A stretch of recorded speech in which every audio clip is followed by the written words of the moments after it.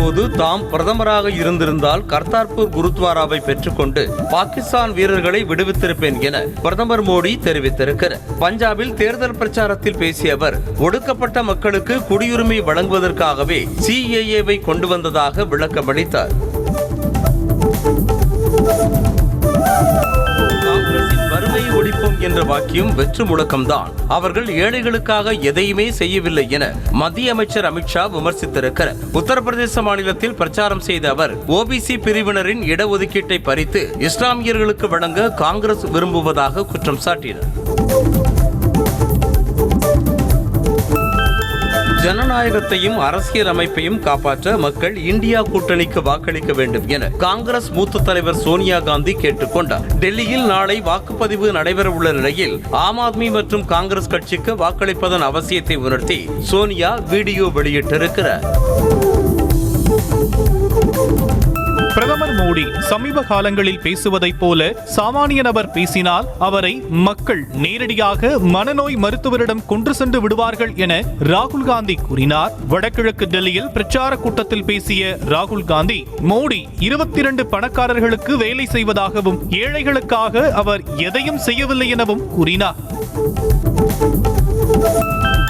பிரஜ்வால் ரேவண்ணா பாஸ்போர்ட்டை ரத்து செய்து இந்தியா கொண்டுவர நடவடிக்கை எடுக்க வேண்டும் என பிரதமர் நரேந்திர மோடிக்கு கர்நாடக முதலமைச்சர் சித்தராமையா கடிதம் எழுதியுள்ளார். அதில் முதல் தகவல் அறிக்கை பதிவு செய்வதற்கு சில மணி நேரத்திற்கு முன்பு பிரஜ்வால் கடந்த மாதம் 27ஆம் தேதி ஜெர்மனிக்கு தப்பிச் சென்று விட்டதாக தெரிவித்துள்ளார். பிரஜ்வால் ரேவண்ணா சரணடையவில்லை என்றால் தன்னுடைய கோபத்திற்கு ஆளாக நேரிடும் என பேரனுக்கு முன்னாள் பிரதமர் தேவகவுடா எச்சரிக்கை விடுத்துள்ளார். பாலியல் அத்துமீறல் குற்றச்சாட்டுக்கு உள்ளான பிரஜ்வால் ரேவண்ணா வெளிநாடு தப்பிச் சென்ற நிலையில் தேவகவுடா எச்சரிக்கை விடுத்துள்ளார்.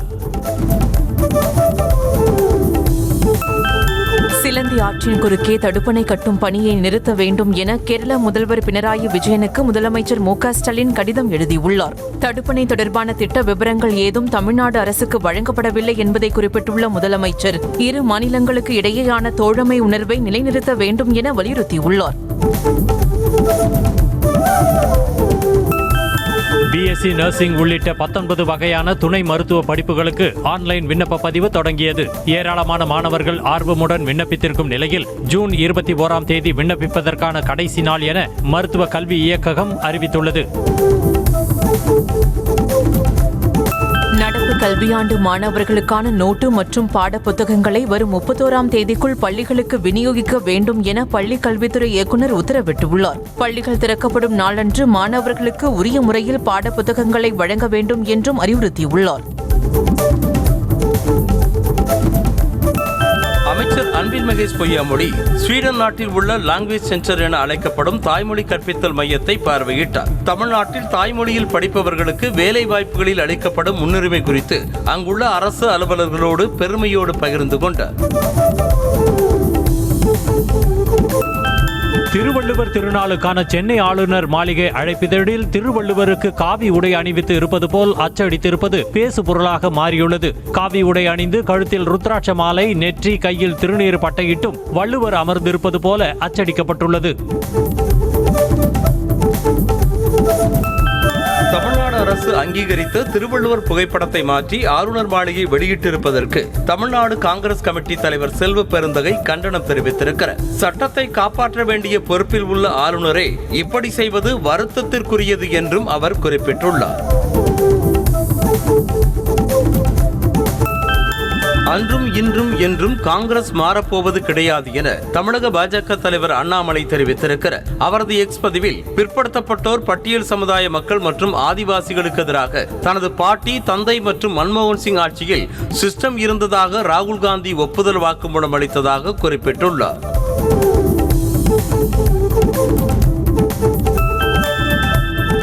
நாட்டின் 20 மாநிலங்களில் உள்ளதைப் போல தமிழ்நாட்டிலும் பொது சேவை உரிமை சட்டத்தை கொண்டு வர வேண்டும் என பாமக நிறுவனர் ராமதாஸ் வலியுறுத்தியுள்ளார். திண்டிவனத்தில் ஏரியை ஆக்கிரமித்து கட்டப்பட்டு வரும் பேருந்து நிலையத்தை வேறு இடத்திற்கு மாற்ற வேண்டும் என்றும் அவர் வலியுறுத்தினார்.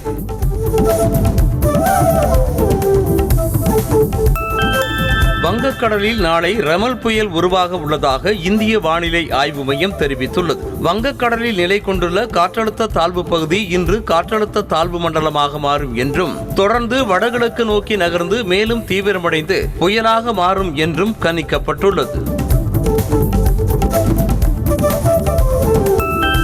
தமிழ்நாட்டில் குமரி, நெல்லை, தென்காசி, தேனி மற்றும் திண்டுக்கல் ஆகிய மாவட்டங்களில் இன்று கனமழை பெய்ய வாய்ப்புள்ளதாக சென்னை வானிலை ஆய்வு மையம் எச்சரித்துள்ளது. சென்னையில் வானம் மேகமூட்டத்துடன் காணப்படும் என்றும் ஒரு சில பகுதிகளில் லேசான மழை பெய்ய வாய்ப்புள்ளது என்றும் தெரிவித்துள்ளது.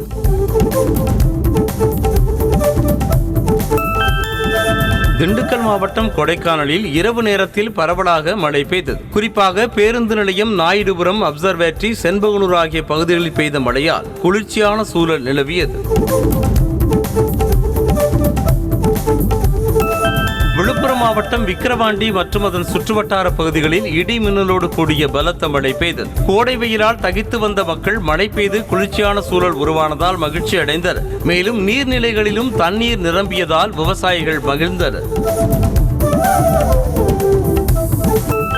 கன்னியாகுமரி மாவட்டத்தின் புகழ்பெற்ற சுற்றுலா தலமான திற்பரப்பு அருவியின் வியப்பூட்டும் கடுகு பார்வை காட்சி வெளியாகியுள்ளது. கனமழை காரணமாக அருவியில் தண்ணீர் ஆர்ப்பரித்து கொட்டிய நிலையில் அதன் அழகு நிறைந்த ட்ரோன் காட்சி காண்போரை மெய் சிலிர்க்க வைக்கிறது.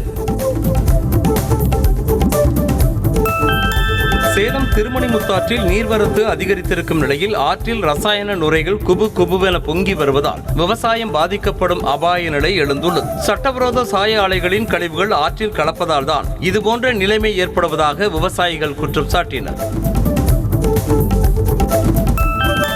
மதுரையில் உள்ள கலைஞர் நூலக பகுதிக்குள் புகுந்த மழைநீர் துரிதமாக செயல்பட்டு அகற்றப்பட்டதாக பொதுப்பணித்துறை அதிகாரிகள் விளக்கம் அளித்துள்ளனர். பார்வையாளர்கள் கவனக்குறைவாக குப்பைகளை போட்டதால் மழைநீர் குழாயில் அடைப்பு ஏற்பட்டதாக தெரிவிக்கப்பட்டுள்ளது.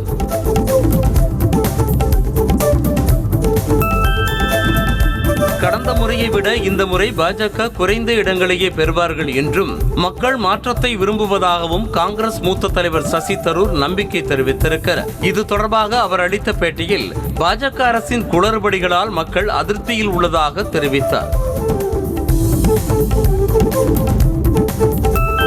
சுவாதி மாலிவால் வழக்கு கெஜ்ரிவாலின் குணத்தை வெளிப்படுத்தி உள்ளதாக பாஜக எம்பி தேஜஸ்வி சூர்யா விமர்சித்திருக்கிறார். உத்தரப்பிரதேச மாநிலம் அயோத்தியில் பேசிய அவர் டெல்லியில் பெண்களுக்கு பாதுகாப்பான சூழல் உருவாக வேண்டும் என்றால் அரவிந்த் கெஜ்ரிவால் அரசை அகற்ற வேண்டும் என வலியுறுத்தினார். ஜம்மு காஷ்மீரில் இந்தியா பாகிஸ்தான் எல்லையில் 108 அடி உயரத்தில் கொடிக்கம்பம் அமைக்கப்பட்டு தேசிய கொடி ஏற்றப்பட்டுள்ளது. நாட்டின் பெருமையாகவும் அடையாளமாகவும் திகழும் மூவர்ண கொடி எல்லையில் கம்பீரமாக பட்டொளி வீசி பறக்கும் நிலையில் திறப்பு விழாவில் ஏராளமானோர் கலந்து கொண்டனர்.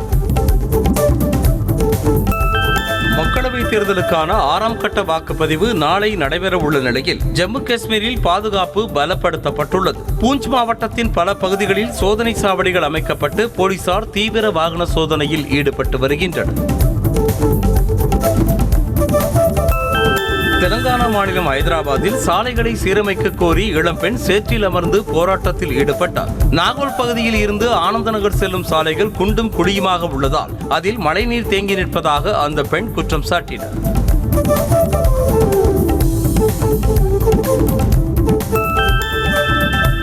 செங்கல்பட்டு மற்றும் சிங்கப்பெருமாள் கோவில் ரயில் நிலையங்களுக்கு இடையே பராமரிப்பு பணி நடந்து வருவதால் இவ்விரு ரயில் நிலையங்களுக்கு இடையேயான மின்சார ரயில் சேவை இன்று பகுதி அளவில் ரத்து செய்யப்படுவதாக தெற்கு ரயில்வே அறிவித்துள்ளது. அதன்படி காலை 11 மணி முதல் மதியம் 3 மணி வரை ரயில் சேவை ரத்து செய்யப்படுகிறது. முல்லை பெரியாறில் புதிய அணை கட்டுவதற்கான கேரள அரசின் சதி திட்டத்திற்கு மத்திய அரசு ஒப்புதல் அளிக்கக்கூடாது என பாமக தலைவர் அன்புமணி ராமதாஸ் வலியுறுத்தியுள்ளார். தமிழ்நாட்டின் நலன்களுக்கு எதிரான கேரள அரசின் சதி திட்டத்தை மத்திய அரசு புரிந்து கொள்ள வேண்டும் என அறிவுறுத்தியுள்ளார். மக்களவைத் தேர்தலுக்கு பிறகு தங்கமணி மற்றும் வேலுமணி ஆகியோர் தலைமையில் அதிமுக செயல்படுவதற்கு கிஞ்சிற்றும் இடமில்லை என அதிமுக எம்எல்ஏ ராஜன் செல்லப்பா தெரிவித்திருக்கிறார். மதுரையில் செய்தியாளர்களுக்கு பேட்டியளித்த அவர் அதிமுக தலைமை மாற்றம் என வெளியான செய்திகள் தவறானவை என கூறினார். பேரரசர் பெரும்பிடுகு முத்தரையர் சதய விழாவையொட்டி திருச்சியில் உள்ள அவரது சிலைக்கு தமிழக வெற்றிக் கழகத்தின் சார்பில் மாலை அணிவிக்கப்பட்டு மரியாதை செலுத்தப்பட்டது. தவேக பொதுச் செயலாளர் புஷி ஆனந்த் தொண்டர்களோடு சென்று மரியாதை செலுத்தினர். இளம் வழக்கறிஞர்களை தாம் நம்புவதாகவும் அடுத்த தலைமுறையினர் சரியில்லை என கூறுவதில் தனக்கு நம்பிக்கை இல்லை என சென்னை உயர்நீதிமன்ற தலைமை நீதிபதி SV கங்கா பூர்வாடா தெரிவித்திருக்கிறார். சென்னை உயர்நீதிமன்றத்தின் சார்பாக அவருக்கு பிரிவு உபச்சார விழா நடைபெற்றது. டிக்கெட் எடுக்க மறுத்து அரசு பேருந்து நடத்துனரோடு வாக்குவாதம் செய்த காவலர் சென்னையில் நடைபெற்ற விசாரணையின் போது மயங்கி விழுந்த சம்பவம் பரபரப்பை ஏற்படுத்தியது. நாங்குநேரியில் அரசு பேருந்து நடத்துனரோடு காவலர் ஆறுமுகபாண்டி வாக்குவாதத்தில் ஈடுபட்ட வீடியோ சமூக வலைதளங்களில் வைரலானது. சென்னை அடுத்த குன்றத்தூரில் தனியார் பள்ளி வாகனங்களை ஆய்வு செய்யும் பணி நடைபெற்றது. இதில் 28 பள்ளிகளுக்கு உட்பட்ட 329 பேருந்துகள் ஆய்வு செய்யப்பட்டன. ஆய்விற்கு பின்னர் ஸ்ரீபெரும்புதூர் RTO சரவணக்கண்ணன் உள்ளிட்டோர் ஓட்டுநர்களுக்கு அறிவுரைகளை வழங்கினர். ஆந்திராவில் இருந்து மருத்துவ சிகிச்சைக்கு வருவது போல் சென்னை வந்து கைவரிசை காட்டிய 8 பேரை போலீசார் கைது செய்தனர். சவுகார்பேட்டையில் 2 பெண்களிடம் கைவரிசை காட்டிய மர்ம நபர்களை CCTV காட்சிகளை கொண்டு போலீசார் கைது செய்த நிலையில் விசாரணையில் மொத்தம் 8 பேர் இதே வேலையில் ஈடுபட்டது தெரியவந்தது. திருவொற்றியூர் கல்யாண வரதராஜ பெருமாள் கோவிலில் சாமி சிலை தூக்கும் பல்லக்கின் தண்டு உடைந்த விவகாரம் தொடர்பாக சென்னை மண்டல அறநிலையத்துறை இணை ஆணையர் ஆய்வு மேற்கொண்டார். அப்போது அவரிடம் புகார் தெரிவிக்க சென்ற பாதம் தாங்கிகளை அதிகாரி ஒருமையில் பேசியதாக புகார் எழுந்துள்ளது. காஞ்சிபுரம் வரதராஜ பெருமாள் கோவிலில் வடகடை தென்கலை பிரிவினரிடையே மீண்டும் மோதல் வெடித்தது. வைகாசி விசாக பிரம்மோற்சவத்தின் 4ஆம் நாள் உற்சவத்தில் தாதா தேசிகர் முறைதாரர்கள் மந்திர புஷ்பம் பாடிய போது அதற்கு இடையூறு செய்யும் விதமாக தென்கலை பிரிவினரும் பாடியதாக கூறப்படுகிறது. நீலகிரி மாவட்டம் குன்னூர் சிம்ஸ் பூங்காவில் 64வது பழ கண்காட்சி இன்று காலை 10 மணிக்கு தொடங்குகிறது. இதற்காக நேற்று இரவில் இருந்தே அதற்கான பணிகள் விறுவிறுப்பாக நடைபெற்று வருகின்றன. பழங்களை கொண்டு உருவாக்கப்படும் அலங்கார பொம்மைகளை கலைஞர்கள் வடிவமைத்து வருகின்றனர். நெல்லை மாவட்டம் பாபநாசம் அருகே வனத்துறையினரின் கூண்டில் சிக்கிய 2 சிறுத்தைகள் அப்பர் கோதையாறு அணைக்கு மேல் உள்ள அடர்ந்த வனப்பகுதிக்குள் விடப்பட்டன. பாபநாசம் அருகே ஊருக்குள் புகுந்த சிறுத்தைகள் மக்களை தொடர்ந்து அச்சுறுத்தியதை அடுத்து ஆங்காங்கே கூண்டுகள் வைக்கப்பட்டன. விழுப்புரம் மாவட்டத்தில் தொடர் வழிப்பறி திருட்டில் ஈடுபட்டதாக வடமாநிலத்தைச் சேர்ந்த 3 பேரை கைது செய்த தனிப்படை போலீசார் 10 சவரன் நகை 1,40,000 ரூபாய் ரொக்கப்பணத்தை கைப்பற்றினர். மேலும் 3 விழுப்புரம் நீதிமன்றத்தில் ஆஜர்படுத்தப்பட்டு சிறையில் அடைக்கப்பட்டனர். சென்னையில் இன்று இரவு நடைபெறும் IPL பிளே ஆஃப் சுற்றின் குவாலிஃபயர் 2 ஆட்டத்தில் ஐதராபாத் ராஜஸ்தான் அணிகள் மோதுகின்றன. இந்த போட்டியில் வெற்றி பெறும் அணி மீண்டும் சென்னையில் நடைபெறும் கொல்கத்தா அணிக்கு எதிரான இறுதிப் போட்டியில் பலப்பரீட்சை நடத்த உள்ளது.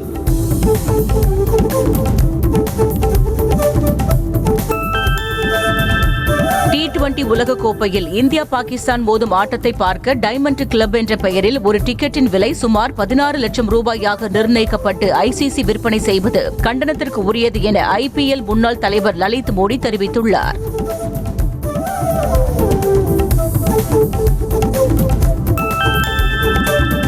அடுத்த IPL சீசனிலும் தோனி விளையாடுவார் என தாங்கள் நம்புவதாக CSK CEO காசி விஸ்வநாதன் தெரிவித்திருக்கிறார். மேலும் தோனி எந்த முடிவு எடுத்தாலும் அதற்கு தாங்கள் மரியாதை தருவோம் என்றும் அவர் சம்பந்தமான முடிவுகளை எப்போதும் அவர்தான் எடுப்பார் எனவும் காசி விஸ்வநாதன் கூறினார்.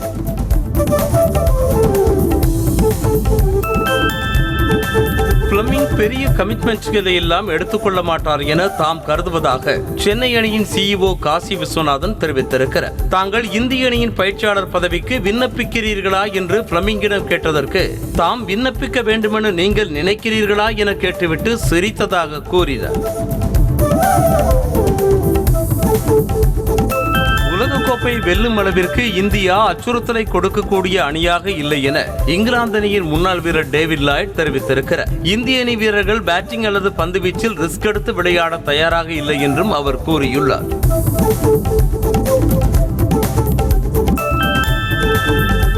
IPL கோப்பையை வெல்ல வேண்டுமென்றால் மெஸ்ஸி, ரொனால்டோ போன்ற கால்பந்து ஜாம்பவான்களைப் போல RCB அணியை விட்டு வெளியேறி விராட் கோலி வேறு அணிக்கு விளையாட வேண்டும் என கெவின் பீட்டர்சன் தெரிவித்திருக்கிறார். அவர்கள் இருவரும் தங்களுடைய அணிகளை விட்டு வேறு அணியில் விளையாடி வெற்றி கண்டதாகவும் அவர் கூறியுள்ளார்.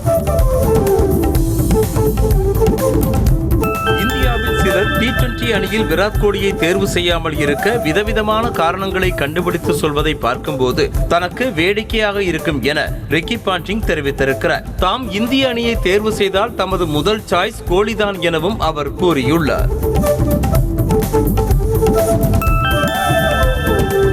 ஆஸ்திரேலியாவிற்கு சமமாக RCBயில் விளையாடவில்லை என மேக்ஸ்வெல்லை இந்திய அணியின் முன்னாள் வீரர் மனோஜ் திவாரி விமர்சித்திருக்கிறார். ஆஸ்திரேலியாவிற்காக மேக்ஸ்வெல் அற்புதமாக செயல்படுவதாகவும் IPL தொடரில் மட்டும் ஆர்வம் இல்லாததைப் போல இருப்பதாகவும் கடுமையாக சாடினார். விதார்த் வாணி போஜன் நடிப்பில் உருவான அஞ்சாமை படத்தின் ஃபர்ஸ்ட் லுக் போஸ்டர் வெளியானது. ஃபர்ஸ்ட் லுக் போஸ்டரில் உயிர்பலி வாங்கிய நீட் என்கிற வாசகம் இடம்பெற்றிருப்பது இப்படம் நீட் தேர்வால் தமிழ்நாட்டில் ஏற்பட்ட பிரச்சனைகளை மையப்படுத்திய கதை என எதிர்பார்க்கப்படுகிறது. சுந்தர்சி இயக்கத்தில் வெளியாகி பெரும் வரவேற்பை பெற்ற கலகலப்பு படத்தின் 3ஆம் பாகம் தயாராகி வருவதாக தகவல் வெளியாகியுள்ளது. இந்த படத்தில் சிவா, பிம்பல் மற்றும் வாணி போஜன் நடிக்க இருப்பதாகவும் கலகலப்பு 3ஆம் பாகத்தின் படப்பிடிப்பு ஜூலை மாதம் துவங்கும் என்றும் கூறப்படுகிறது.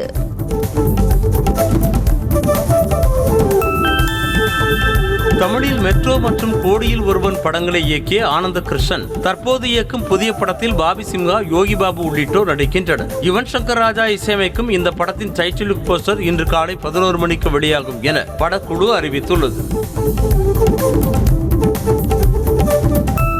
அபுதாபி அரசின் கலாச்சார மற்றும் சுற்றுலாத்துறை சார்பாக அமீரகத்தில் 10 ஆண்டுகள் வசிப்பதற்கான கோல்டன் விசா ரஜினிகாந்திற்கு வழங்கப்பட்டது. இந்த நிலையில் கோல்டன் விசாவை வழங்கியதற்காக ஐக்கிய அரபு அமீரகத்திற்கு நன்றி தெரிவித்து நடிகர் ரஜினிகாந்த் வீடியோ வெளியிட்டிருக்கிறார்.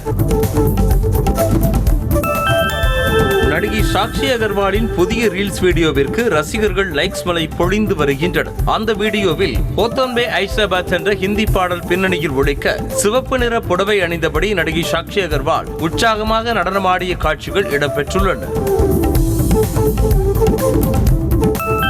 தேனி மாவட்டம் கோம்பை மேற்கு தொடர்ச்சி மலை அடிவாரத்தில் உள்ள திருமலைராய பெருமாள் திருக்கோவிலில் 20 ஆண்டுகளுக்கு பிறகு நடைபெற்ற தேரோட்டத்தில் ஆயிரக்கணக்கான பக்தர்கள் கலந்து கொண்டு தேரை வடம் பிடித்து இழுத்து வழிபாடு நடத்தினர்.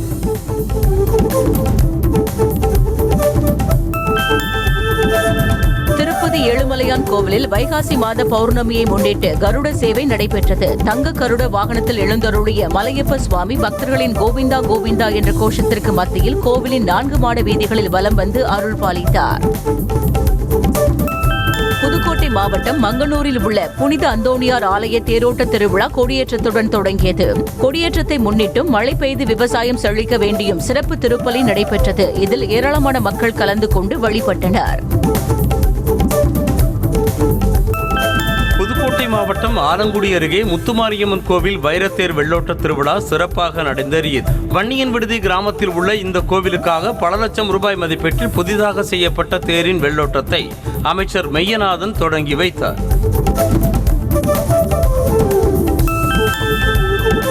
ராமநாதபுரம் மாவட்டம் திருவாடானை அருகே புனிதர் தூய அன்னை தெரசா ஆலயத்தில் சிறப்பு திருப்பலி நிகழ்ச்சி நடைபெற்றது. மணவாளன் வயல் கிராமத்தில் அமைந்துள்ள இந்த திருத்தலத்தில் கடந்த 4 நாட்களாக சிறப்பு திருப்பலி விழா நடைபெற்றது. இதில் கலந்து கொண்ட அனைவருக்கும் அன்னதானம் வழங்கப்பட்டது. கும்பகோணம் சக்கரபாணி சுவாமி திருக்கோவில் தெப்பக்குளத்தில் மின் விளக்குகளால் அலங்கரிக்கப்பட்ட அழகிய தெப்பத்தில் சக்கரபாணி சுவாமி, விஜயவள்ளி மற்றும் சுதர்சனவள்ளி தாயார்களுடன் எழுந்தருளினார். வைகாசி பௌர்ணமி தெப்போற்சவ நிகழ்ச்சியில் திரளான பக்தர்கள் பங்கேற்று சுவாமி தரிசனம் செய்தனர்.